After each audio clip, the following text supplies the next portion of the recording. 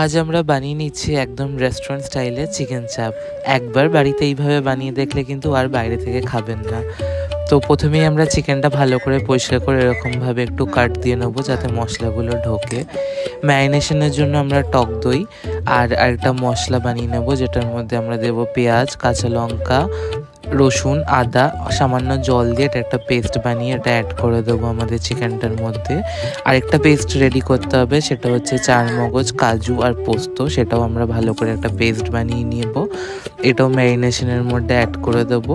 তারপরে তার মধ্যে আমরা একে একে অ্যাড করব নুন, জায়ফল, জয়িত্রীর গুঁড়ো, একটু বিরিয়ানি মশলা বা গরম মশলার গুঁড়ো যেটা আপনাদের কাছে থাকবে, আর সামান্য তেল দিয়ে ভালো করে ম্যারিনেশনটাকে মেখে নেব। তার মধ্যে তারপরে আবার অ্যাড করে দেবো আমরা গোলমরিচ গুঁড়ো, কাশ্মীরি লাল লঙ্কার গুঁড়ো, একটুখানি খোয়া ক্ষীর দিয়ে ভালো করে ম্যারিনেট করে রাখতে হবে।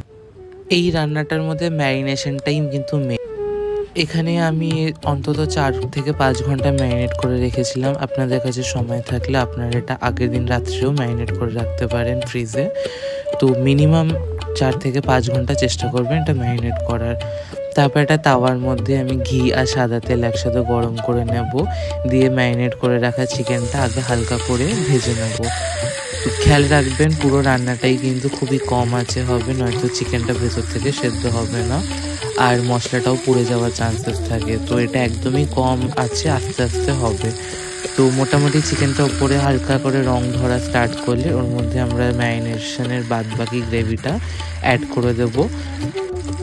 এটাও রান্নার পদ্ধতি খুবই সোজা, কিছুই না, খুবই স্লো আছে রেখে দেবেন আর দেখবেন মশলাটা আস্তে আস্তে ভাজা হয়ে যাচ্ছে।